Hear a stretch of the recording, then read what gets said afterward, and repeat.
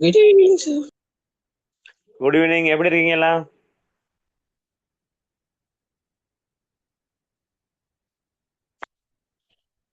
Good evening. நான் பேசுறது கேக்குதா? Yes, sir. சார். ஓகேம்மா, எப்படி இருக்கீங்க எல்லாம்? நல்லா இருக்கேன் சார். நல்லா இருக்கீங்க, ரைட். ஓகேம்மா, இன்னைக்கு நியூ ஜாயின் யாரும் இருக்கீங்களா? புதிதாக இன்றைய தினம் இணைந்து கொண்ட யாரும் இருக்கீங்களா? இல்லைண்ணா? ஓகேம்மா, ரைட். ஓகே, நம்ம இன்றைய தினத்துக்கான பாடப்பரப்புக்குள் செல்லலாம். ஓகேவா? நான் பேசுறது விளங்குதாம்மா? அடுத்து ஸ்கிரீன் விளங்குதா?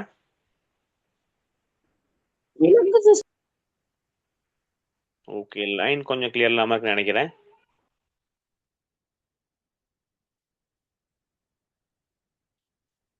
ஓகேவா, ரைட். பார்க்கலாம். பிள்ளைகள், நான் பேசுறது உங்களுக்கு கிளியரா விளங்குதா?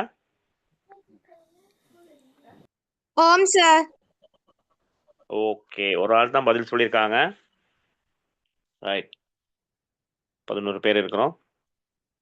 ஓகே பிள்ளைகள், நம்ம பார்ப்போம். கடந்த வகுப்புல நம்ம பார்த்த உடனே கொஞ்சம் ஞாபகப்படுத்திட்டு பார்ப்போம். அதாவது கடந்த வகுப்புல நம்ம பார்த்த விடயங்கள் தொடர்பாக சொல்ல முடியுமா? யார் கூற முடியும்?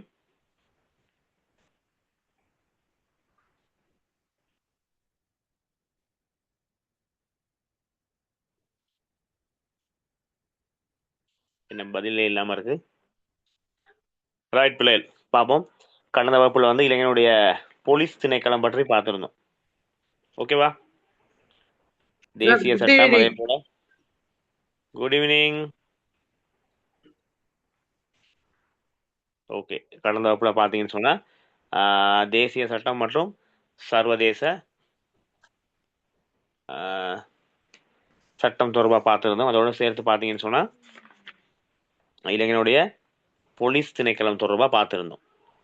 அப்படித்தானே பிள்ளைகள்? Okay, right. அப்போ அதில் போலீஸ் திணைக்களத்தினுடைய அந்த பொருள் பற்றி நம்ம இறுதியா பார்த்துருந்தோம். இப்போ இன்றைய தினம் நம்ம பார்க்க போற விடயங்களை பார்த்தீங்கன்னு சொன்னா, அதாவது சட்டமா அதிபர் திணைக்களம் பற்றி நம்ம இன்றைய தினத்துல பார்க்க போகின்றோம். ஓகேவா? ரைட். இன்றைய தினம் சட்டமா அதிபர் திணைக்களம் பற்றி பார்க்க போறோம். அடுத்து சட்டமா திணைக்களத்தின் பணிகள் தொடர்பாக பார்க்க போறோம். அதுடன் சேர்த்து ஏனைய படைகள் தொடர்பாகவும் இன்றைய தினம் நம்ம பார்க்க தயாராகி கொண்டிருக்கின்றோம். ரைட். இன்னைக்கு பார்ப்போம் இந்த சட்டமா அதிபர் திணைக்களம் தொடர்பாக கொஞ்சம் முதலாவதாக நம்ம பார்க்கலாம். ரைட், பார்ப்போம். அதாவது பார்த்தீங்கன்னு சொன்னா, இந்த அரசாங்கத்தின் சட்டம் தொடர்பாக, அரசாங்கத்தினுடைய சட்டம் தொடர்பாக சகல செயற்பாடுகளுக்கும் பொறுப்பாக இருக்கக்கூடிய ஒன்று தான் பார்த்தீங்கன்னு சொன்னா இந்த சட்டமா அதிபர் திணைக்களம். அரசாங்கத்தினுடைய சட்டம் தொடர்பாக சகல செயற்பாடுகளுக்கும் பொறுப்பாக இருக்கக்கூடிய ஒரு திணைக்களம் தான் பார்த்தீங்கன்னு சொன்னா இந்த சட்டமா அதிபர் திணைக்களம். சரியா? அதாவது அரசு சார்பாக இந்த வழக்குகளை தொடுக்கிறது, அதே போல மற்றும் அந்த வழக்குகளுக்கு ஆஜராகிறது என்பன இந்த திணைக்களத்தால் பார்த்தீங்கன்னு சொன்னா முன்னெடுக்கக்கூடிய பணிகளாக பார்க்கலாம். சரியா? அடுத்து பார்த்தீங்கன்னு சொன்னா இந்த இலங்கையின் பிரதான சட்ட அதிகாரி யாருன்னு பார்த்தீங்கன்னு சொன்னா இந்த சட்டமா அதிபரா காணப்படுவார். சரியா? அடுத்து இந்த சட்ட திணைக்களத்தினுடைய தலைவரும் இவர் தான். அதாவது பிரதான சட்ட அதிகாரியாக சட்டமா அதிபர் காணப்படுவார். அதே போல சட்ட திணைக்களத்தின் தலைவராகவும் இவர் செயற்படுவார். சரியா? அதாவது ஜனாதிபதி அவர்களின் அரசியல் திட்டயாப்பு சபையின் பரிந்துரைக்கமைய சட்டமா அதிபர் நியமிக்கப்படுவார். ஓகேவா? இப்போ சட்டமா அதிபர் திணைக்களம் பற்றி நம்ம பார்த்துக்கிட்டு இருக்கோம். அதாவது அரசாங்கத்தின் சட்டம் தொடர்பான சகல செயற்பாடுகளுக்கும் பொறுப்பாக இருக்கக்கூடிய ஒரு நிறுவனம் தான் அல்லது ஒரு திணைக்களம் தான் இந்த சட்டமா அதிபர் திணைக்களம். அரசாங்கம் சார்பான வழக்குகளை தொடுக்கிறது, அதே போல வழக்குகளுக்கு ஆஜராகிறது என்பன பார்த்தீங்கன்னு சொன்னா இந்த திணைக்களத்தினால் முன்னெடுக்கப்படுகின்ற பிரதான பணிகளை நம்ம பார்க்கலாம். அப்போ இலங்கையினுடைய பிரதான சட்ட அதிகாரியாக இருக்கக்கூடியவர் யாரு? இந்த சட்டமா அதிபர். அத்துடன் பார்த்தீங்கன்னு சொன்னா இந்த சட்ட திணைக்களத்தின் தலைவரும் இவராக தான் இருப்பாரு. சரியா? அது மட்டும் இல்லாம ஜனாதிபதி அவர்களின் அரசியல் திட்ட யாப்பு சபையின் பரிந்துரைக்கமைய ஏன்னா சட்டமா அதிபர் நியமனம் சட்டமா அதிபர் நியமனம் செயற்படும் சொல்லப்படுகின்றது.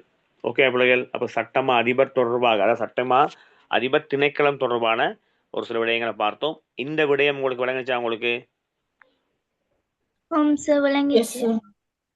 ஓகேமா பிள்ளைகள், உங்களுக்கு கேள்விகள் கேட்கும் பொழுது தேவையான சந்தர்ப்பத்துல நீங்க மைக்கை ஆன் பண்ணி நீங்க பேசணும். சரியா?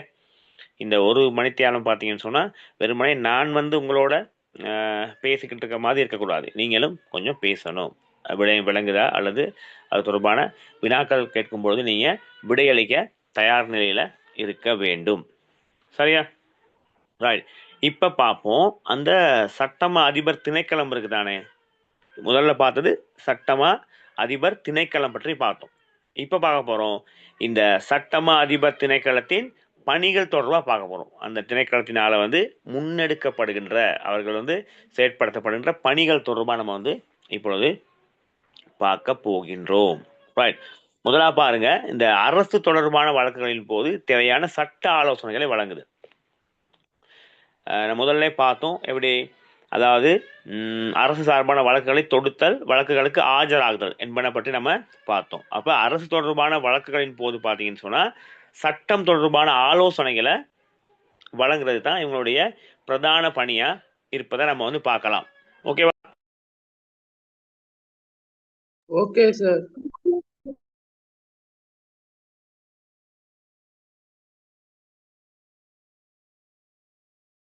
ரைட். அப்ப முதலாவது அரசு தொடர்பான வழக்குகளின் போது அவங்களுக்கு தேவையான சட்ட ஆலோசனைகளை வழங்குவது அவங்களுடைய பிரதான பணியா இருக்கு. அடுத்து நீங்க பார்க்கலாம், பார்த்தீங்கன்னு சொன்னா இந்த அரசாங்கம் மற்றும் அரச நிறுவனங்கள் இருக்குதானே, அது சார்ந்த வழக்குகளுக்கு ஆஜராகுதல். இப்ப அரச திணைக்களங்கள், அரசு சார்ந்த நிறுவனங்கள் சார்பாக அவங்களுடைய வழக்குகளுக்கு ஆஜராவது பார்த்தீங்கன்னு சொன்னா இவங்களுடைய பிரதான பணியாக இருக்கும்.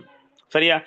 அதுக்கு மேலதிகமா பார்த்தீங்கன்னு சொன்னா அந்த அரசு தொடர்பான அல்லது அரசாங்கத்துக்கு எதிராக சகல சட்ட நடவடிக்கைகள் கோவைப்படுத்தல்.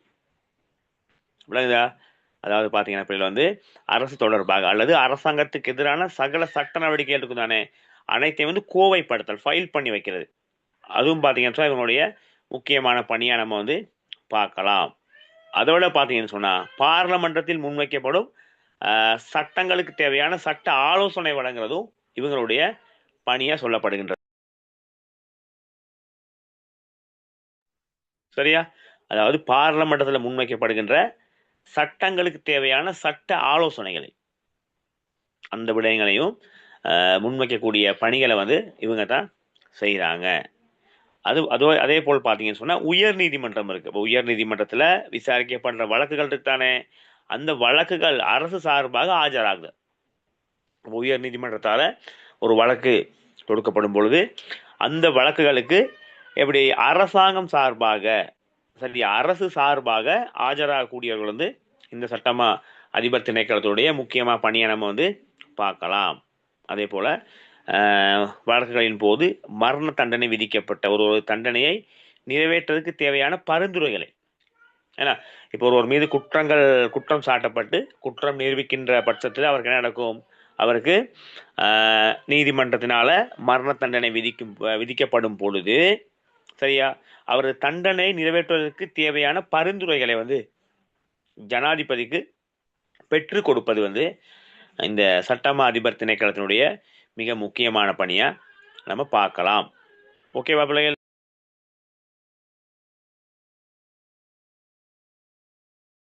Okay sir. ரைட். சொல்லுங்க பாப்போம், இந்த சட்டமா அதிபர் திணைக்களத்தோட ஒரு சில பணிகளை சொல்லுங்க பாப்போம். சொல்லுங்க. சட்டமா சொல்லுங்கம்மா. அரசு தொடர்பான வழக்குகளின் போது தேவையான சட்ட ஆலோசனைகளை வழங்குதல், அரசாங்கம் மற்றும் அரசு நிறுவனங்கள் சார்ந்த வழக்குகளுக்கு ஆஜராகுதல், அரசு தொடர்பாக அல்லது அரசாங்கத்திற்கு எதிரான சகல சட்ட நடவடிக்கைகளையும் கோவைப்படுத்துதல், பாராளுமன்றத்தில் முன்வைக்கப்படும் சட்டங்களுக்கு தேவையான சட்ட ஆலோசனைகளை வழங்குதல், உயர் நீதிமன்றத்தினால் விசாரிக்கப்படும் வழக்குகளுக்கு அரசு சார்பாக ஆயராகுதல், மரண தண்டனை விதிக்கப்பட்ட ஒருவரது தண்டனையை நிறைவேற்றுவதற்கு தேவையான பரிந்துரைகளை ஜனாதிபதிக்கு பெற்றுக் கொடுத்தல். ஓகேம்மா ஓபினா, ரைட். மிக அருமையான முறையில் வந்து அதாவது சட்டமா அதிபர் திணைக்களத்துடைய பணிகள் தொடர்பாக கூறியிருந்தார்கள். ரைட். அப்போ இந்த விடயங்கள் தான் பார்த்தீங்கன்னு சொன்னால் சட்டமா அதிபர் திணைக்களத்துடைய பிரதான பணிகளை நம்ம வந்து பார்க்கலாம். ரைட். அப்போ இன்றைய தினம் 2 விடயங்கள் இப்போதைக்கு பார்த்துருக்கோம். ஒன்று பார்த்தோம் சட்டமா அதிபர் திணைக்களம் பற்றி பார்த்தோம். சரியா? அதாவது சட்டமா அதிபர் திணைக்களம் என்றால் என்ன, அடுத்து இந்த இலங்கையின் பிரதான சட்ட அதிகாரி சட்டமா அதிபர் என்றும் அத்துடன் அந்த நிறுவனத்துடைய தலைவரும் அவர் என்றும் பார்த்தோம். அடுத்து பார்க்குறோம் சட்டமா அதிபர் திணைக்களத்தினுடைய பிரதான பணிகள் தொடர்பாக பார்த்தோம். அப்போ இதுவரையும் நாம் பார்த்த இந்த 2 விடயங்களும் பிள்ளைகள் உங்களுக்கு விளங்குச்சா? ஓம் சார். Om sir. ஓகே. அப்போ இலங்கையின் பிரதான சட்ட அதிகாரி யார்? சட்டமா அதிபர். சட்டமா அதிபர். சரிம்மா, ஓகே, நன்றி நன்றி. Okay, right. அப்போ இலங்கையுடைய பிரதான சட்ட அதிகாரி இந்த சட்டமா அதிபர். ரைட். அடுத்து நம்ம பார்க்க போற மிக முக்கியமான ஒரு நிறுவனம் தான் பார்த்தீங்கன்னு சொன்னா அரசாங்க ரசாயன பகுப்பாய்வு திணைக்களம் பற்றி பார்க்க போறோம். இப்போ ஒரு திணைக்களம் பார்த்தோம், அதாவது சட்டமா அதிபர் திணைக்களம் பற்றி பார்த்துருக்கோம். அடுத்ததாக நாம் பார்க்க இருக்கின்ற மிக முக்கியமான நிறுவனம், அதாவது பார்த்தீங்கன்னு சொன்னா சட்டத்தை அமுல்படுத்தும் பல்வேறு நிறுவனங்கள் தொடர்பாக தான் பார்த்துட்டு வரோம். விளங்குதா? இப்போ சட்டத்தை அமுல்படுத்தும் பல்வேறு நீதிமன்றங்கள்ல நீதிமன்றம் தொடர்பாக பார்த்துட்டோம். அடுத்து எங்களுடைய போலீஸ் தொடர்பாக நம்ம வந்து கடந்த வகுப்புல பார்த்துருந்தோம். இன்றைய வகுப்புல சட்டமா அதிபர் திணைக்களம் பற்றியும் அடுத்து சட்டமா அதிபர் திணைக்களத்தின் அதனுடைய பணிகள் தொடர்பாகவும் பார்த்துருந்தோம். நம்ம அடுத்து பார்க்க போகின்ற ஒரு நிறுவனம் தான் பார்த்தீங்கன்னு சொன்ன பிள்ளைகள் வந்து அரசாங்க ரசாயன பகுப்பாய்வு திணைக்களம் தொடர்பாக நம்ம தற்பொழுது பார்க்க போகின்றோம். அதாவது பாருங்க பிள்ளைகள், இப்போ நம்ம பார்த்துட்டு வர்ற நிறுவனங்கள் எல்லாம் வந்து பார்த்தீங்கன்னு சொன்னால் இலங்கையினுடைய அதாவது சட்டம் சார்பாக சட்டத்தை அமுல்படுத்தப்படுகின்ற சட்டம் சார்பான நிறுவனங்கள் சொல்லி நம்ம வந்து சொல்லலாம். பெரும்பாலும் பார்ப்போம் சட்டம் சார்பான நிறுவனங்கள்னு போது நம்ம பெரும்பாலும் நீதிமன்றங்கள் தான் சொல்லுவோம். நீதிமன்றம், அதே போல் போலீஸ் நிலையம், இது மட்டும் தான் நம்ம அடிக்கடி என்ன செய்வோம், நாம் கேள்விப்படுகின்ற நாம் பேசப்படுகின்ற ஒரு நிறுவனங்களாக பார்ப்போம். கட்டாயம் போலீஸ் ஸ்டேஷனுக்கு போகலாம், அடுத்து நீதிமன்றம், இது 2 தான் நம்ம பெரும்பாலும் யோசிச்சிருப்போம். ஆனால் சட்டத்தை அமுல்படுத்தக்கூடிய நிறுவனங்கள் பல இருக்கின்றது என்பதை நம்ம இந்த பாடத்தின் ஊடாக நம்ம வந்து அறிந்து கொள்ளலாம். ஓகே பிள்ளைகள்? Okay sir. Okay right. நம்ம பார்ப்போம். இப்போ இந்த அரசாங்க ரசாயன பகுப்பாய்வு திணைக்களம் தொடர்பாக பார்ப்போம். முதல்ல பாருங்க, இந்த நீதிமன்றம் இருக்கு. நீதிமன்றம் சட்டத்தை நடைமுறைப்படுத்துற போது, சரியா? இந்த நீதிமன்றம் பார்த்தீங்கன்னு சொன்னா சட்டத்தை நடைமுறைப்படுத்தும் பொழுது இந்த நிறுவனங்கள் மற்றும் பிற நிறுவனங்களுக்கான சட்டவியல், அதாவது உணவியல் தொடர்பான துறையின் பகுப்பாய்வு விளங்குதா? அப்போ நீதிமன்றம் சார்பாக என்ன செய்வாங்க, அந்த சட்டத்தை நடைமுறைப்படுத்தும் பொழுது நிறுவனம் மற்றும் பிற நிறுவனங்களுக்கான சட்டவியல், அதாவது உணவியல் தொடர்பான துறையின் பகுப்பாய்வு, நிபுணத்துவ ஆலோசனை சேவை என்பவற்றை வழங்குவது பார்த்தீங்கன்னு சொன்னா இந்த அரசாங்க ரசாயன பகுப்பாய்வு திணைக்களமா இருக்கின்றது. சரியா? அப்ப அரசாங்க ரசாயன பகுப்பாய்வு திணைக்களம் தான் மிக முக்கியமான ஒரு இடத்தை வைக்குதுன்னு கேட்டா, இந்த நீதிமன்றம் அதாவது சட்டத்தை நடைமுறைப்படுத்தும் நிறுவனங்கள் மற்றும் பிற நிறுவனங்கள் சட்டவியல், அதே போல உணவியல் தொடர்பான துறைகளின் பகுப்பாய்வு செய்கிறது. குறிப்பிட்ட அந்த உணவுகள் மற்றும் சட்டவியல் தொடர்பான பகுப்பாய்வை செய்து அதற்கான விடயங்களை முன்வைக்கிறதுல வந்து இந்த ரசாயன பகுப்பாய்வு திணைக்களம் மிக முக்கியமான பங்கு வகிக்கின்றது. சரி, அதற்கான ஆலோசனைகள் வழங்கக்கூடிய விடயமா நம்ம வந்து பார்க்கலாம். சரியா? இவங்களுடைய நோக்க கூற்ற பார்த்தீங்கன்னு சொன்னா, அதாவது அவங்களோட அரச ரசாயன பகுப்பாய்வு திணைக்களத்துடைய நோக்க கூற்ற பார்த்தீங்கன்னு சொன்னா சட்டத்தை மதிக்கும் நேர்மையான சமூகம் ஒன்றை கட்டியெழுப்புதல். இப்போ நம்ம பாடசாலையை பார்க்கலாம். இப்போ பாடசாலையில வந்து நோக்க கூற்று, பணி கூற்று, இதெல்லாம் நம்ம பார்த்துருக்கோம். அதே மாதிரி பார்த்தீங்கன்னு சொன்னா ஒவ்வொரு திணைக்களங்களுக்கும் என்ன இருக்கும், ஒரு நோக்க கூற்று இருக்குமா இல்லையா? ஓம் சார். இருக்கும் சார். சார். ஓகே, நம்ம கடந்த வகுப்புல பார்த்தோம் போலீசாருடைய அந்த நோக்க கூற்று என்ன, அவங்களுடைய வாசகம் என்ன? மகுட வாசகம் பார்த்தோம். யாருக்கு சொல்ல முடியும்? அதாவது போலீசாருடைய அந்த மகுட வாசகம் பற்றி பார்த்தோம். சார் கோபினா சொல்லவா? சொல்லுங்கம்மா. தர்மத்துடன் இருப்பவன் தர்மத்தினாலேயே காக்கப்படுவான். ஓகேம்மா, நன்றி. ரைட், ஓபிநாத் சரியா சொல்லியிருக்காங்க. அந்த போலீஸ் நிலையத்தினுடைய மகுட வாசகம் தர்மத்துடன் இருப்பவன் தர்மத்தினாலே காக்கப்படுவான். அதுதான் அந்த போலீஸ் நிலையத்தினுடைய மகுட வாசகம். ரைட். அதே போல பார்த்தீங்கன்னு சொன்னா இந்த சட்டமா அதிபர் திணைக்களத்தினுடைய மகுட வாசகம், அதாவது அவங்களுடைய என்ன சொல்லலாம், அந்த நோக்க கூற்று, அதாவது என்ன சொல்றாங்க, சட்டத்தை மதிக்கும் நேர்மையான சமூகம் ஒன்றை கட்டி எழுப்புதல். இது மிக முக்கியமானதுதான் இவங்களுடைய இந்த நோக்க கூற்றா பார்க்கலாம். நம்ம பார்த்துக்கிட்டு வர நிறுவனங்கள் பெரும்பாலும் பார்த்தீங்கன்னு சொன்னா சட்டம் சார்பாக இருப்பதன் காரணமாக அது தொடர்பாக அந்த விடயங்கள் தொடர்பாக தான் என்ன செய்யும், நோக்க கூற்றுகளும் காணப்படும். ஓகேவா? ரைட். அதோட சேர்த்து பார்த்தீங்கன்னு சொன்னா செயற்திறன் மிக்க மற்றும் பொதுவான நியாயமான தீர்ப்புக்கான செயற்படுவதற்கு பங்களிப்பு செய்தல் இதன் பிரதான நோக்கமாகும். ஏன்னா அதாவது அவங்க என்ன சொல்றாங்க, நேர்மை தான் முக்கியமா சொல்றாங்க. அதாவது நியாயமான தீர்ப்புக்கான செயற்பாடுகளுக்கு பங்களிப்பு செய்தல். அப்ப எந்த சந்தர்ப்பத்திலையும் வந்து பாத்தீங்கன்னு சொன்னா குற்றவாளி தண்டிக்கப்பட, அதாவது குற்றவாளி என்ன செய்யக்கூடாது, தப்பித்து விடக்கூடாது, நிரபராதி தண்டிக்கப்படக்கூடாது.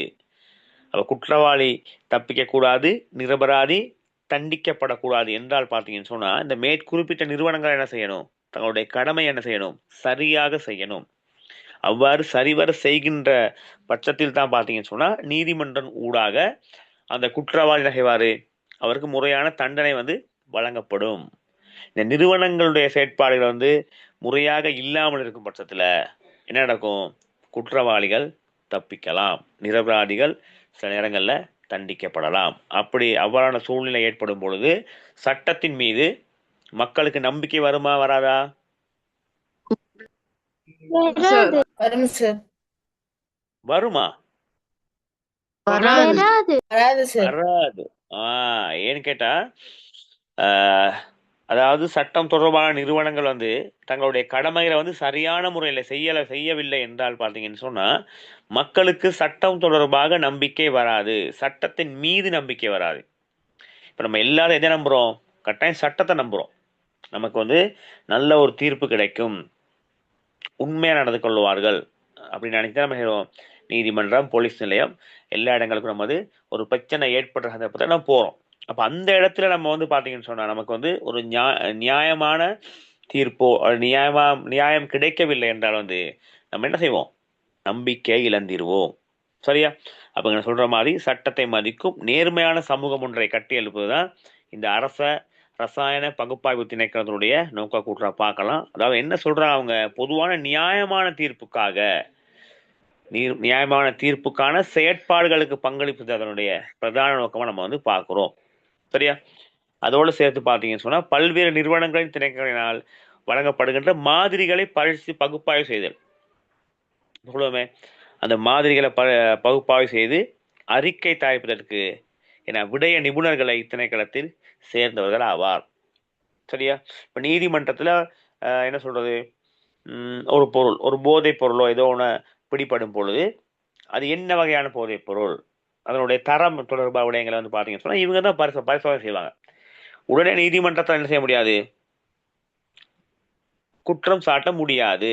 அது ரசாயன பகுப்பாய்வு திணைக்களத்துக்கு என்ன செய்வாங்க, அனுப்பி வைக்கப்படுவாங்க. அவங்க என்ன செய்வாங்க, அங்குள்ள நிபுணர்கள் வந்து அதனை பரீட்சித்து பார்ப்பார்கள், அது நிச்சயமாவே போதைப் பொருளா, அது என்ன விடயம் சார்ந்தது போன்ற விடயங்கள் எல்லாமே பகுப்பாய்வு செய்யப்பட்டு அவங்க அறிக்கை சமர்ப்பிப்பாங்க. அந்த அறிக்கையின் பிரகாரம் தான் பார்த்தீங்கன்னு சொன்ன பிள்ளைகள் வந்து நீதிமன்றம் தீர்ப்பு வழங்கும்.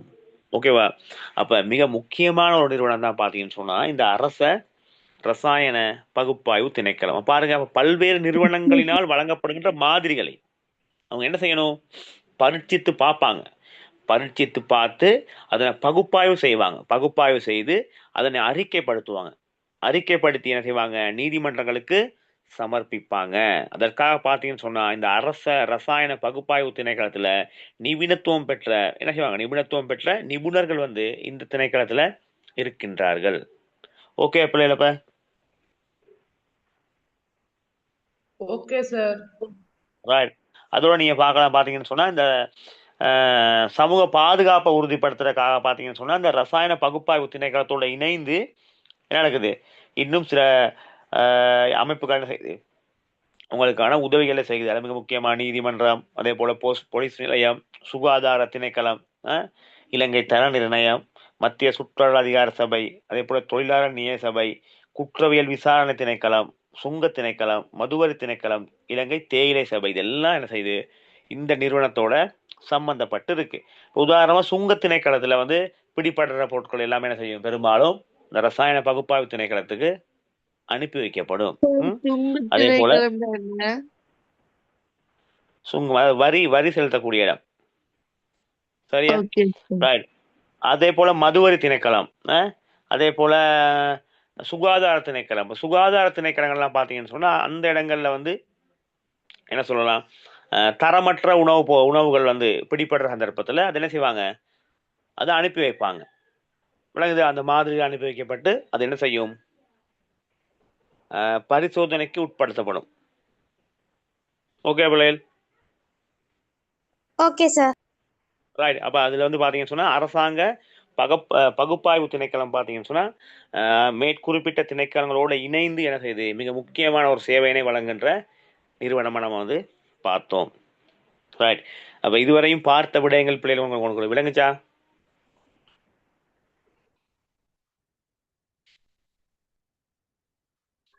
ஓம் சார். Okay right. நம்ம அடுத்த பகுதிக்குள் செல்வோம். ரைட். அப்ப இறுதியா நம்ம பார்த்தோம் வந்து சட்டமா அதிபர் திணைக்களம் பார்த்தோம். சட்டமா அதிபர் திணைக்களத்தோட அந்த திணைக்களம் தொடர்பாக பார்த்தோம். திணைக்களத்துடைய பணிகள் தொடர்பாக கலந்துரையாடி இருந்தோம். ரைட். அடுத்து நம்ம பார்க்க போற விடயங்கள் பார்த்தீங்கன்னு சொன்னா ரசாயன பகுப்பாய்வு திணைக்களம் பார்த்தோம். ரைட். இந்த பார்த்த விடயங்கள் பாருங்க. நீதிமன்றம், அதே போல போலீஸ் திணைக்களம், சுகாதார திணைக்களம், இலங்கை தர நிர்ணய திணைக்களம், மத்திய சுற்றுலா அதிகார சபை, இதெல்லாம் வந்து இந்த ரசாயன பகுப்பாய்வு திணைக்களத்தோட இணைந்து செயற்படுது. ரைட். நாம் அடுத்து பார்க்க போற மிக முக்கியமான ஒரு நிறுவனம் பார்த்தீங்கன்னு சொன்னா இலங்கையின் சிறைச்சாலை திணைக்களம். இலங்கையினுடைய சிறைச்சாலை திணைக்களம். ரைட். இப்ப பார்க்க போறோம் இந்த சிறைச்சாலை திணைக்களம் தொடர்பாகவும் அந்த திணைக்களத்தினால் முன்னெடுக்கப்படுகின்ற விடயங்கள் தொடர்பாகவும் பார்க்க போறோம். சிறைச்சாலைகள் தொடர்பாக பிள்ளைகள் நீங்க கேள்விப்பட்டிருக்கீங்களா?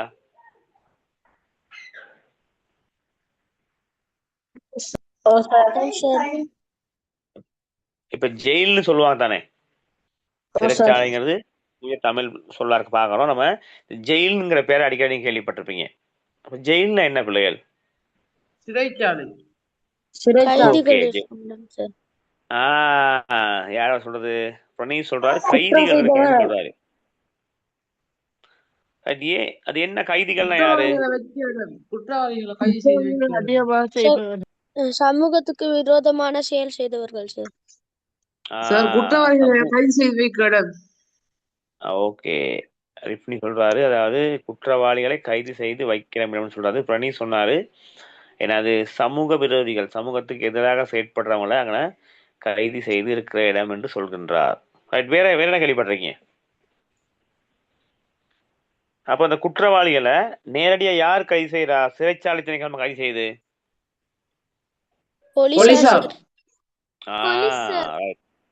ஓகேமா, போலீசார் தான் கைது செய்வாங்க. போலீசார் கைது செஞ்சு என்ன செய்வாங்க? சிறைச்சாலை கொண்டு ரைட். போலீசாரால கைது செய்யப்படுறவங்க பிள்ளைகள் நேரடியான முறையில சிறைச்சாலைக்கு அனுப்பி வைக்கப்பட மாட்டார்கள்.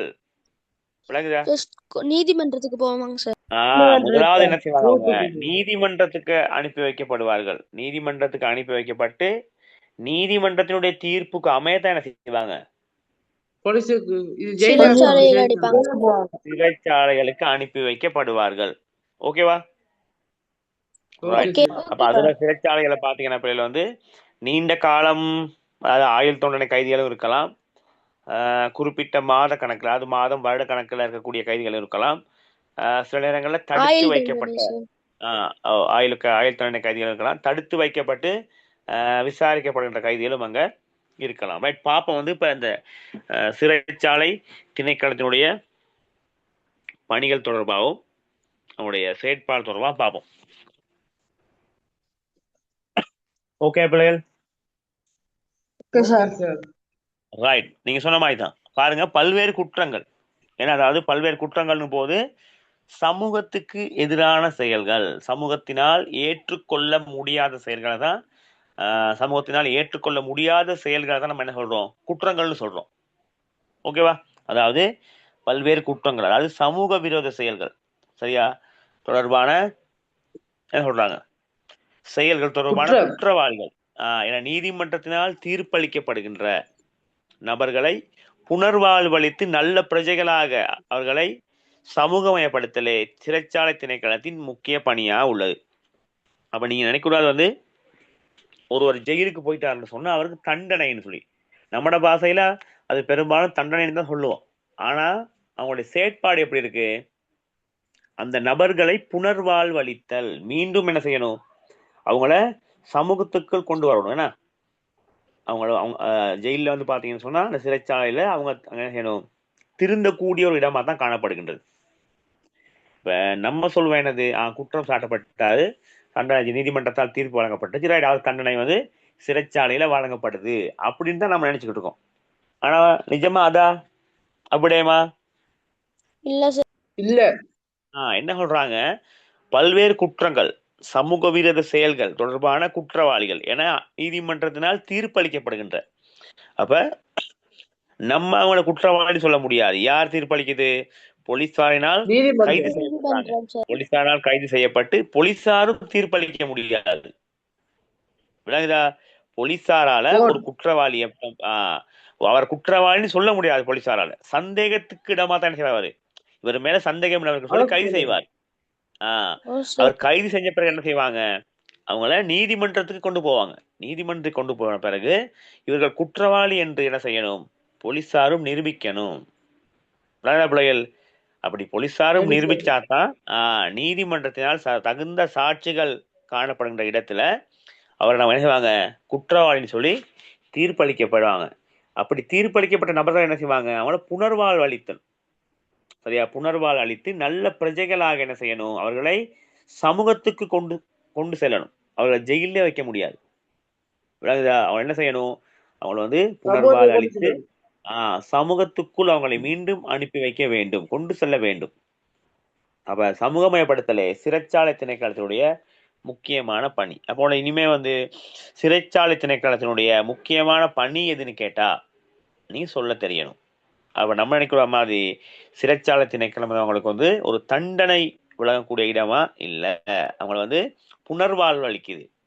ஏன்னா மீண்டும் மனிதன் வந்து ஒரு நல்ல மனிதனாக மாற்றி அவர் என்ன செய்யுது, சமூகமயப்படுத்துற வேலையை தான் இந்த சிறைச்சாலை திணைக்களம் செய்யுது.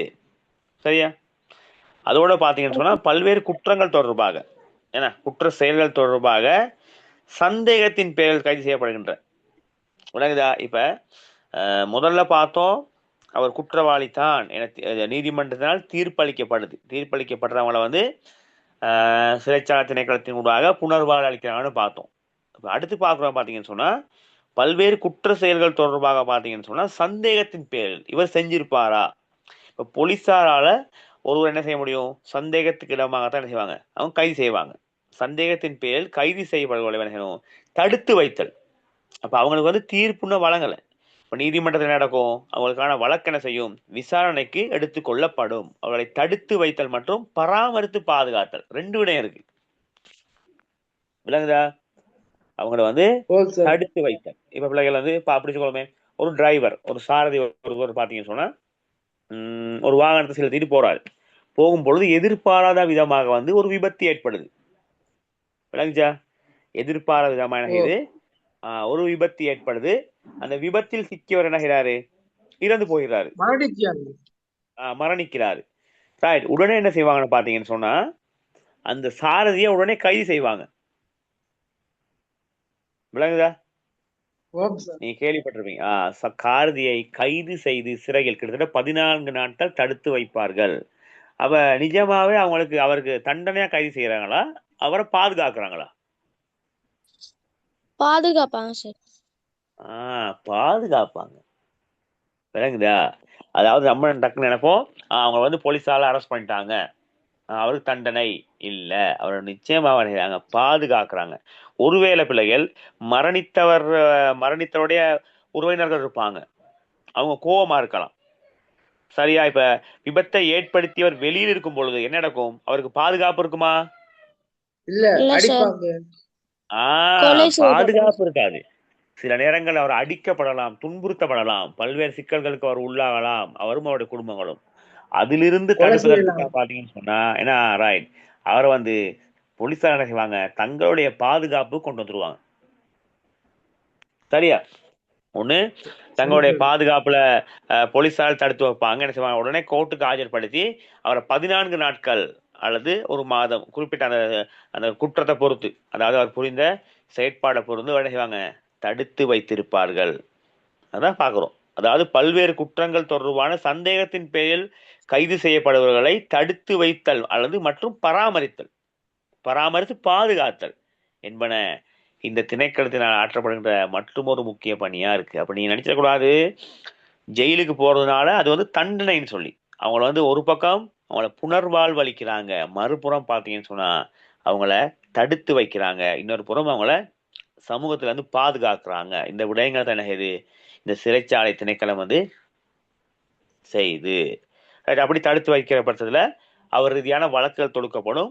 வழக்கு தொடுத்து அவர் புரிந்த குற்றம் தொடர்பாக என்ன செய்வாங்க, போலீசாரினால் என்ன செய்வாங்க, அவர் தொடர்பான விடயங்களை சமர்ப்பிப்பாங்க, விசாரணை செய்வாங்க. விசாரணை செய்யும் பொழுது ஒருவேளை அவர் மீது பிழை இல்லை என்றால், இப்ப விபத்துக்கள்னு சொன்னா பிள்ளைகள் எதிர்பாராத விதமா நடக்கிறது. சரியா? அப்ப அதனால அவர் பாத்தீங்க சொன்னா குறுகிய காலத்துல அவர் வந்து என்ன செய்வாரு, மீண்டும் விடுதலை பெறக்கூடிய இருக்கும். சொல்லுங்க பையன். போதனை ஓட்டி என்ன செய்வாங்க, மதுபானம் தடுத்துட்டு ஓட்டினா, மதுபானம் மறந்துட்டு ஓட்டினா என்ன செய்வாங்க, மதுபானம் மருந்து விட்டு அவர் ஒரு விபத்தை ஏற்படுத்தியிருந்தாருன்னா நிச்சயமா அவருக்கு தண்டனை வழங்கப்படும். சரியா? தற்காலிகமா அவர் தடுத்து வச்சு பாதுகாத்துட்டு பிறகு வழக்கு விசாரணை பார்ப்பாங்க. அவருடைய மது போதையில தான் அவர் வந்து விபத்தை ஏற்படுத்தியிருந்தா அவருடைய சாரதி அனுமதி பத்திரம் என்ன செய்யப்படும், கேன்சல் பண்ணப்படும். அவருக்கும் என்ன செய்வாங்க, அவருக்கும் பாத்தீங்கன்னு சொன்னா சில தண்டனை வந்து கொடுக்கப்படும். ஓகேவா? Okay sir. ரைட். அப்ப உங்களுக்கு இந்த விட விளங்குச்சா? சிறைச்சாலை திணைக்களத்தினுடைய செயற்பாடு தொடர்பாக விளங்குச்சா? Okay right. நம்ம அடுத்து பார்க்க போற விடயம் பாத்தீங்கன்னு சொன்னா சிறைச்சாலை பராமரிப்பு மூலம் நிறைவேற்றப்படுகிற நோக்கங்கள் எவை? ரைட். முதல்ல பார்த்தோம் வந்து சிறைச்சாலை திணைக்களத்துடைய பணிகள் பார்த்தோம். இப்ப பார்க்க போறோம் சிறைச்சாலை பராமரிப்பதன் மூலம் சிறைச்சாலைகளை பராமரிப்பதன் மூலம் நிறைவேற்றப்படுகின்ற நோக்கங்கள். பாருங்க, அதாவது சிறைவசம் புரிகிறவருக்கு முறையான புனர்வாழ்வு அளிப்பதன் மூலம் சட்டத்தை மதிக்கக்கூடிய மனித நேயம் உள்ள பிரஜையினை உருவாக்குதல். விளங்குதா? ரைட். அப்ப என்ன செய்யணும், அதாவது பாத்தீங்கன்னு சொன்னா சிறைவாசம் புரிவோருக்கு முறையான புனர்வாழ்வு அளிப்பதன் மூலம் சட்டத்தை மதிக்கக்கூடிய மனித நேயம் உள்ள ஒரு பிரஜனை. விளங்குதா? அப்ப சிறைச்சாலைக்கு போறவர் பாத்தீங்கன்னா நிச்சயமா என்ன செய்யணும், திருந்தி வரணும். சிலவர்களை பாத்தீங்கன்னா பிள்ளைகள் பாத்தீங்கன்னு சொன்னா சிறைச்சாலைக்கு போயிட்டு வந்த பிறகு மீண்டும் என்ன செய்வாங்க, சில குற்றங்களை செய்வார்கள். அவங்க சமூகத்துல பாத்தீங்கன்னு சொன்னா தங்களை ஒரு பலசாலிகளாக அல்லது வந்து தங்களை வந்து ஒரு எப்படி ஒரு பெரியவர்களா காட்டிக்கொள்ள விரும்புவார்கள். ஆனா நிச்சயமா அப்படி இல்லை. அப்ப சிறைச்சாலைக்கு சென்ற ஒருவர் பாத்தீங்கன்னு சொன்னா கட்டாயம் என்ன செய்யணும், திருந்தி வரணும். அதாவது சமூகம் ஏற்றுக்கொள்கின்ற ஒரு நபரா, என்ன முறையாக புனர்வாழ்வு அளித்து சட்டத்தை மதிக்கக்கூடிய, சமூகம் ஏற்றுக்கொள்ளக்கூடிய ஒரு மனித நேயம் உள்ள ஒரு உத்தரவு என்ன செய்யணும், வரணும். அதுதான் அந்த மாற வேண்டும். அதைத்தான் சிறைச்சாலை அவங்க எதிர்பார்க்கிறாங்க. சரியா? ஓகே, நோக்கம். அதே போல கைதிகளை பாதுகாப்பாக பராமரித்தல், இதுவும் மிக முக்கியம். இப்ப கைது செய்யப்பட்டவர்கள் பாத்தீங்கன்னா அவங்களுக்கு வந்து என்ன செய்றாங்க, நீதிமன்றத்தினால் தண்டனை வழங்கப்படுது.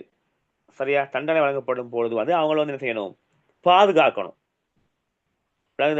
அவங்கள முறையான விதத்துல பாதுகாக்கணும். புனர்வாழ்வு அளிக்கிறதுக்கு அவங்கள வந்து முறையான விதத்துல பாதுகாப்பு அளிக்க வேண்டும்.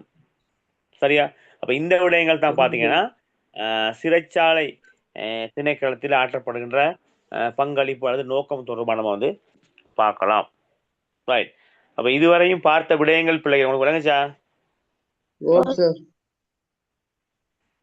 ரைட். நம்ம அடுத்து பார்க்க போற மிக முக்கியமான ஒரு விடயம் தான் பாத்தீங்கன்னு சொன்னா இலங்கையினுடைய பாதுகாப்பு படை தொடர்பா பார்க்க போறோம். Okay okay sir. ரைட். இலங்கை இருக்கக்கூடிய பாதுகாப்பு படைகள் சொல்லுங்க பாப்போம். ராணுவப்படை, கடற்படை, வான்படை. இலங்கையோட அதாவது இலங்கை பாதுகாப்பு முக்கியமானது ராணுவ படை. அதே போல இலங்கையுடைய கடற்படை, விமானப்படை. அதாவது ராணுவ படை, கடற்படை, விமான படை.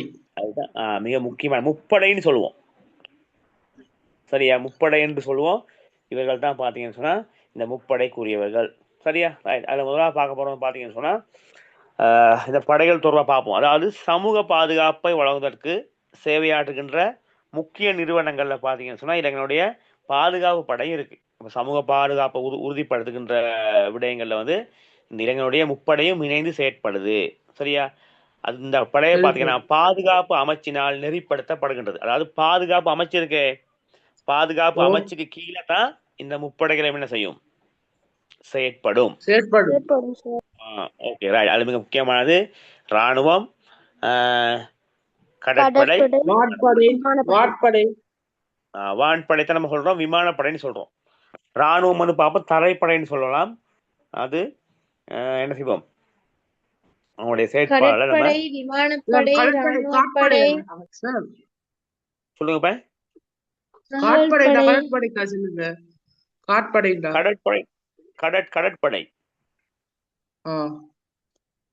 கடற்படை. சரியா? ரைட். முக்கிய படைகள்ல ராணுவ படை, கடற்படை, விமானப்படை. ஓகேவா? ரைட். முதலாவதா நம்ம பார்க்க போற விடயங்கள் பாத்தீங்கன்னு சொன்னா இலங்கையினுடைய ராணுவ படை. சரியா?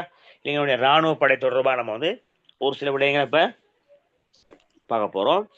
மிக முக்கியமா பாத்தீங்கன்னு சொன்னா இலங்கை வந்து சுதந்திரம் அடைந்து, சரியா, இலங்கை சுதந்திரம் அடைந்த பின்னர் 1949 ஆண்டு, அதாவது அக்டோபர் மாதம் 10ஆம் தேதி தான் இலங்கையில வந்து இந்த ராணுவ படையானது ஆரம்பிக்கப்படுது.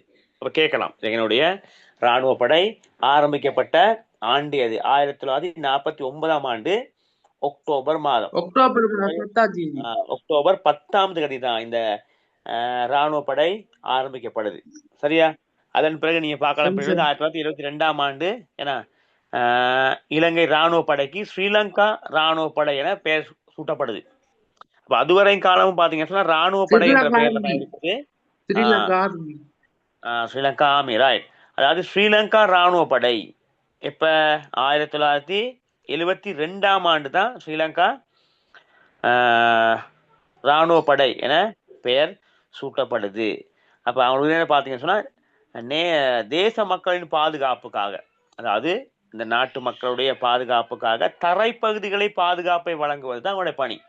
வளர்ந்த பிள்ளைகள் ராணுவ படையுடைய மிக முக்கியமான சேவை பாத்தீங்கன்னு சொன்னா தரைப்பகுதியில, நிலப்பகுதியில, தரைப்பகுதியில அவங்களுடைய பாதுகாப்பை வழங்குறது தான் அவங்களுடைய முக்கியமான செயற்பாடு நம்ம வந்து பார்க்கலாம். சரியா?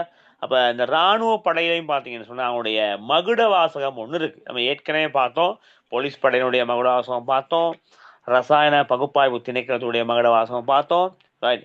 இப்ப நம்ம பார்க்க போறது இந்த ராணுவ படையினுடைய மகுட வாசகம். அவங்களுடைய மகுட வாசகத்தை பாத்தீங்கன்னு சொன்னா தந்தை நாட்டுக்காக. விளங்குதா? மகுட வாசகம் என்ன பிள்ளைகள்? தந்தை நாட்டுக்காக என்பதாகும். தந்தை நாட்டுக்காகத்தான் அவங்களுடைய மகுட வாசகமா இருக்கு. சரியா? இவங்களை பாத்தீங்கன்னா தேசிய ரீதியாகவும் அதே போல சர்வதேச ரீதியாகவும் என்ன செய்யும், எதிர்கொள்ளப்படும் பல்வேறு போர் நிலைமைகளின் போது தாய் நாட்டை பாதுகாப்பு அளிப்பதை அவனுடைய முக்கிய பணியாக பார்க்கலாம். சரியா பிள்ளைகள்? தேசிய ரீதியா அதே போல சர்வதேச ரீதியாகவும் இளைஞனுடைய இராணுவ படை வெளிநாடுகளுக்கும் சென்றிருக்குது. முக்கியமான போர் நிலைமைகள், அனர்த்த நிலைமைகள், நிலைமைகள்ல இவங்க என்ன செய்யறாங்க, முக்கியமான சேவை ஆற்றுகின்றார்கள். இப்ப நம்ம இராணுவ படை பார்க்கலாம் பிள்ளைகள் வெறுமனே யுத்த நிலைமையில் மட்டும்தான் செயற்படும் இல்லை. சரியா? ஒரு அனர்த்தம் நிலை ஏற்படும் பொழுது, இப்ப அண்மையில பாத்தீங்கன்னு சொன்னா இப்ப புயல் ஏற்பட்டுச்சு. அப்ப அதே போல நாட்டுடைய வெள்ளப்பெருக்கு, மண் சரிவு அபாயம், ஏதாவது ஒரு முக்கியமான அனர்த்த நிலைமை ஏற்படும் பொழுது என்ன செய்வாங்க, மக்களோடு இணைந்து மக்களுக்காக மக்களை மீட்டெடுக்கின்ற, மக்களுக்கு சேவை வழங்குகின்ற பாதுகாப்பு மட்டும் பிள்ளைகள் சேவையினை வழங்குகின்ற ஒரு படையாவும் நம்ம பார்க்கலாம். ஏன்னா இப்ப இந்த அண்மையில் ஏற்பட்ட கடந்த வருடம் நவம்பர் மாதம் ஏற்பட்ட அனித்வா புயலின் போது பாத்தீங்கன்னு சொன்னா இராணுவ படையினுடைய பங்களிப்பு அதிகமாயிருந்துச்சு. ஏன்னா அதாவது மண் சரிவு மற்றும் அதிக மழை வீழ்ச்சி, வெள்ளப்பெருக்கில் பாதிக்கப்பட்டு என்ன செய்யறது, அதாவது தவித்து கொண்டிருந்தவர்களை, வர முடியாம தவித்து கொண்டிருந்தவர்களை மீட்டெடுத்தார்கள்.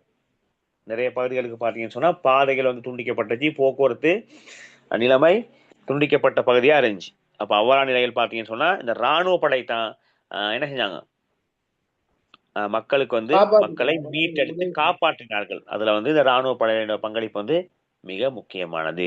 அப்ப நம்ம எப்பயுமே ஞாபகம் வச்சுக்கணும், பெரும்பாலும் இராணுவ படைன்னு சொன்னா யுத்த நிலைமைகள்ல மட்டும்தான் செயற்படும் அப்படின்னு நம்ப கூடாது. யுத்த நிலையில மட்டும்தான் செயற்படுவாங்க அப்படி என்று நாம் எண்ணிவிடக் கூடாது. என்ன செய்வாங்க, நாட்டு மக்களுக்காக அனர்த்த நிலைமைகளும் போது பாத்தீங்கன்னு சொன்னா அவங்க நமக்கு உதவிகளை செய்வார்கள். ஓகே பிள்ளைகள், இப்ப சொல்லுங்க பாப்போம், இலங்கை சிறைச்சாலை திணைக்களத்துடைய பணி அதே போல இலங்கை இராணுவத்துடைய பணிகள் தொடர்பாக சொல்லுங்க பாப்போம். யாருக்கு முடியும்? சிறைச்சாலை பணி சொல்லுங்க பிள்ளைகள். சார், சிறைச்சாலை பணி சிறைவாசம் புரிவோருக்கு முறையாக புனர்வாழ்வு அளிப்பதன் மூலம் சட்டத்தை மதிக்கக்கூடிய மனிதநேயமுள்ள பிரஜையை உருவாக்குதல், கைதிகளை பாதுகாப்பாக பராமரித்தல். சரி சார். ரைட். வேறு பிள்ளைகள் அவனுடைய மகள வாசகம் சிறைச்சாலையோடைய மகள வாசகம் இல்லைன்னா ரைட். ஓகே. அடுத்து இலங்கை இராணுவ படை தொடர்பாக சார், போர் நேரங்களில் நாட்டுக்கு உதவுதல் சார். ஓகே. அனர்த்தத்தின் போது மக்களுக்கு உதவி செய்தல் சார். Okay right. அவனுடைய மகுட வாசகம் தந்தை நாட்டுக்காக மகுட வாசகம். ஓகேமா ரைட், நன்றி. ரைட். அப்ப இந்த ராணுவ படை எத்தனையாம் ஆண்டு ஆரம்பிக்கப்பட்டுச்சு? 1949 அக்டோபர் மாதம் 10. ஓகே, நன்றி நன்றி. ரைட். பிரணீஷ் மற்றும் ரிஃப்னி தான் சொல்றாங்க, ஏனைய ஒருவரும் வாய் திறக்கவும் இல்லை. சரியா? கேள்விகள் கேட்கும் பொழுது மைக் ஆன் பண்ணிட்டு பேசணும். ரைட். அப்ப இலங்கை ராணுவ படை எத்தனையாம் ஆண்டு ஸ்ரீலங்கா ராணுவ படை என பெயர் மாற்றப்பட்டது? 1972ஆம் ஆண்டு. ஓகே, 1972ஆம் ஆண்டு. Okay right. ஓகே, நன்றி நன்றி. ரைட். அப்ப இலங்கையுடைய பாதுகாப்படையில மிக முக்கியமா உள்ள அந்த இராணுவ படை, அதாவது தரைப்படை தொடர்பாக நம்ம பார்த்துட்டு வந்தோம். இலங்கையினுடைய தரைப்பகுதிகளை பாதுகாப்பு வழங்குகின்ற ஒரு முக்கியமான படை இந்த இராணுவ படை. ரைட்.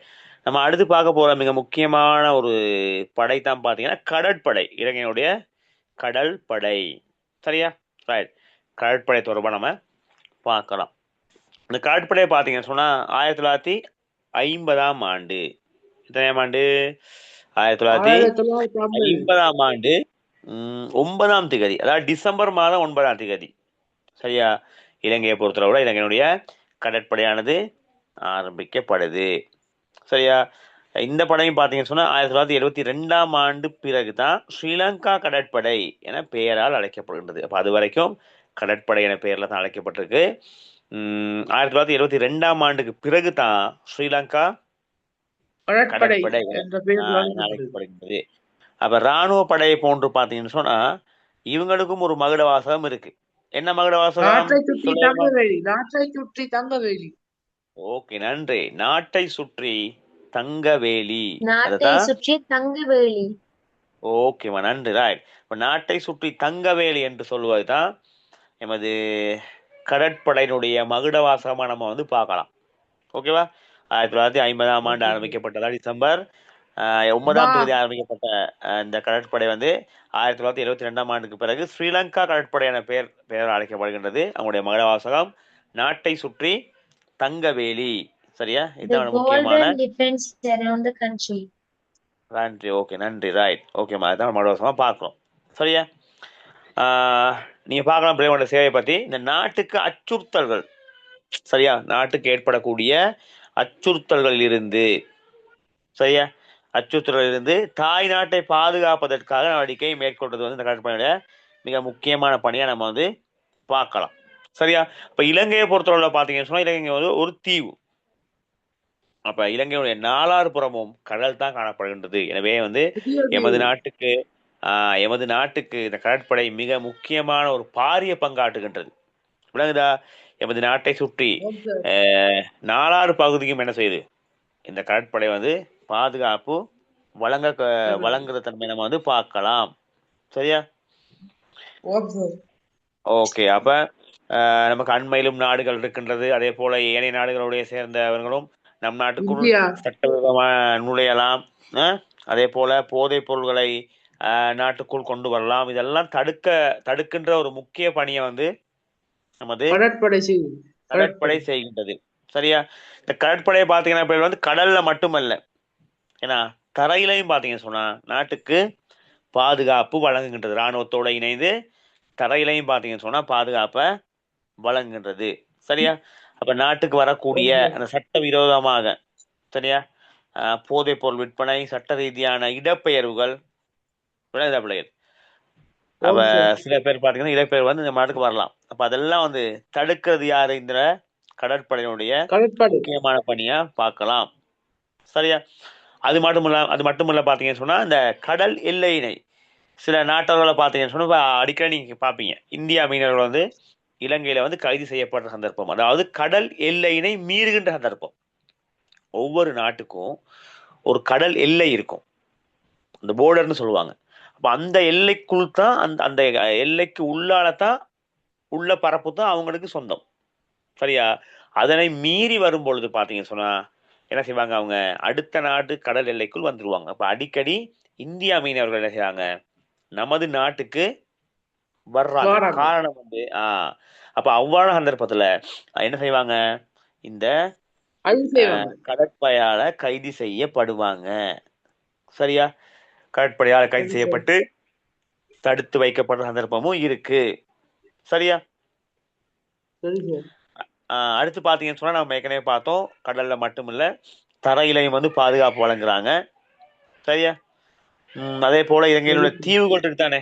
இப்ப இலங்கையில யாழ்ப்பாணம் மற்றும் யாழ்ப்பாண பகுதியில பாத்தீங்கன்னா அதிகமான தீவுகள் இருக்கு. அப்ப தீவுகளிலான போக்குவரத்தை வழங்கக்கூடிய தீவுகளிலான போக்குவரத்தை வழங்கக்கூடிய விடயங்கள்லையும் அவங்க வந்து தங்களுடைய பங்களிப்பை வழங்குறாங்க. அதே போல அனர்த்த நிலைமைகள் போது, இராணுவம் போல அனர்த்த நிலைமைகள் போது நமக்கு என்ன செய்யறாங்க, உதவிகளை புரிகின்ற ஒரு தன்மையை பார்க்கலாம். அப்ப அவங்களோட செயற்பாடு மிக முக்கியமானது. அனர்த்த நிலைமைகள்ல உதவி புரிகின்றாங்க, தீவுகளுக்கு இடையிலான போக்குவரத்துல முக்கியமான பங்கு வகிக்கின்றாங்க, நாட்டை சுற்றி வந்து பாதுகாக்கிறாங்க, நாட்டுக்குள் வரப்படுகின்ற சட்டவிரோதமான போதைப் பொருள் மற்றும் சட்டவிரோத இடப்பெயர்வு, குடிபெயர்வுகளை தடுக்கின்றார்கள். அதே போல நமது வளங்களை, நமது கடல் எல்லை பகுதிகளில் இருக்கக்கூடிய வளங்களை வந்து ஏனைய நாட்டவர்கள் அபகரிக்கும் பொழுது, இப்ப மீன்பிடி சந்தர்ப்பம் அதுதான். சரியா? இப்ப இந்தியாவில் என்ன செய்வாங்க, நமது நாட்டு எல்லைக்குள் வந்து மீன் பிடிக்க சந்தர்ப்பம் இருக்கு. அப்ப அவ்வாறு என்ன செய்வாங்க, அவங்க கடற்படையால கைது செய்யப்படுவாங்க. அப்ப நமது நாட்டுக்குரிய மீன் வளங்களை வந்து இன்னொரு நாடு எடுத்துக்கொண்டு போகும்போது பார்த்துக்கிட்டு இருக்க முடியுமா? ஏலா முடியாது. ஏன்னா அதை நம்ம கைது செய்வாங்க. ரைட். அப்ப இந்த இவ்வாறான அதிகமான பணிகளை வந்து ஆற்றுகின்ற ஒரு மிக முக்கியமான ஒரு படையை தான் நம்ம பார்க்கலாம், வந்து இந்த கடற்படையை கடற்படை பார்க்கலாம். ரைட். அப்ப கடற்படையுடைய பணிகள்னு கேட்டா உங்களுக்கு சொல்ல தெரியணும். சொல்லுங்க பிள்ளைகள், கடற்படை பற்றி சொல்லுங்க கொஞ்சம். இப்ப பார்ப்போம், எத்தனை ஆண்டு ஆரம்பிக்கப்பட்டுச்சு? 1950 டிசம்பர் 1792 ஆண்டு ம் ஸ்ரீலங்கா கடற்படை என்று பெயரால் அழைக்கப்பட்டது. ஓகே. கடற்பகுதி கடற்படையின் அவருடைய மகுடவாசம் மகுடவாசகம் நாட்டை சுற்றி நாட்டை தங்க சுற்றி வேலி. தங்கவேலி சார். ஓகே. சார் அவருடைய அவர்களுக்கு பணிகள் பணி சார் அவருக்கு பணி வந்து சார் அந்த கடல் எல்லையை தாண்டி வேற நாடுகள் கடல் எல்லையை தாண்டி கைது செய்வாங்க. தடுத்தல் சார். ஓகே. கடற்படைகளை கரைகளை பாதுகாத்தல். ம் அயலவர்கள் நமது தேச எல்லைகளுக்குள் வரும்போது அவர்களை கைது செய்தல். ஓகே. அதாவது ஏனைய நாட்டவர்கள் எமது நாட்டுக்குள் சட்டவிரோதமாக நுழைய முற்படும் பொழுது அவங்கள தடுக்குதல், வந்து கைது செய்தல். அதே போல பார்க்க நம்மளோட கடல் வளத்தை பாதுகாத்தல், தீவுகளுக்கு இடையிலான போக்குவரத்தை ஏற்படுத்தல். வேற பிள்ளைகள், அனர்த்த நிலைமைகள், மிக முக்கியமான அனர்த்த நிலைமைகளின் போது பார்த்தீங்கன்னு சொன்னா நமக்கு வந்து உதவி புரிகின்ற ஒரு முக்கிய படையாக நம்ம வந்து இந்த கடற்படையை பார்க்கலாம்.